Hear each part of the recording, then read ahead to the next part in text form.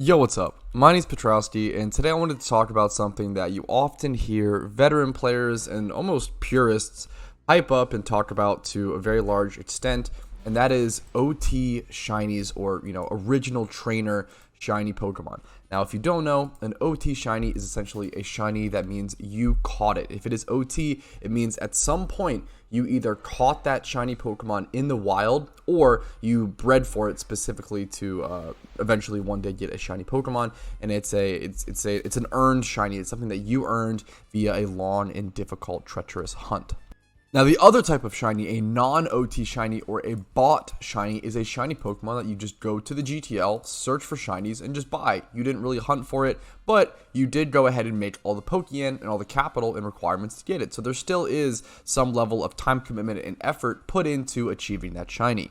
So since you still have to work for a bought non-OT shiny, why do people consider OT shinies so much more valuable? And today I'm going to try to go ahead and answer that question. And I think it's a really important and valid one. And I definitely do consider myself someone who values OT shinies much, much more. And I think after you watch today's video, it's pretty hard to deny. Now, I do want to quickly say that there are two sides of the coin. Please, I encourage everyone to play the game and shiny hunt in the way that they enjoy. If you enjoy collecting Pokeyen and buying and gathering shinies, I encourage you to keep doing that, and I encourage you to keep enjoying that. Maybe try out some OT hunting, but please, at the end of the day, shiny hunt and play the game however you find it the most enjoyable. Even though I do heavily support the fact that OT shinies are more valuable to some extent inherently, and we'll talk about that in a quick sec, I do think I want to push the coin a little bit, or push the bridge a little bit, and help people understand. Maybe the next time someone says in team chat or in channel chat or global chat, hey, I just added these shinies to my collection, and they link some non-OT shinies, instead of saying non-OT useless plus ratio, maybe say GZ, maybe say congratulations on the new collection. Alright, now let's go ahead and get into it. Now, the best way to show someone why an OT shiny has X amount more value than a non-OT shiny is the time and effort it takes to achieve that product. So, today, we're going to be talking about the Dratini equation, the Dratini problem, whatever you want to call it. The shiny Dratini is probably the best single example of showing why an OT shiny has so much more valuable than a non-OT. Let's go ahead and run the numbers. If you were to buy a shiny Dratini off the GTL, it's probably going to cost you around 7 mil last I checked. Let's go ahead and double check. Around 6.5 to 7 mil. Today we're going to use the 7 mil value just because that might hold up more long term and because that might be a little more accurate.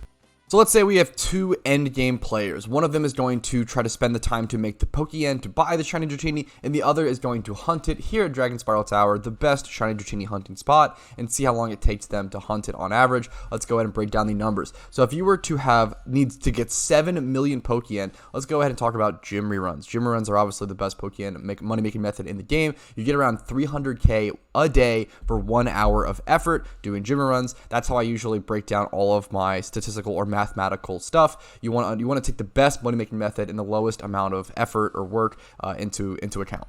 So here we have 7 million Pokeyen divided by 300k. This will give us the amount of days / hours / number of gym runs you would have to do to be able to afford a shiny Dratini. Let's go ahead and be generous. Let's say 24. Let's say if you spent 24 hours across 24 days, you would then have, across 24 gym runs, you would then have the Pokeyen acquired to get a shiny Dratini. It's that simple. It's that easy. 24 hours. Remember that number. Let's go ahead and see how long it would take you if you wanted to shiny hunt a Dratini OT.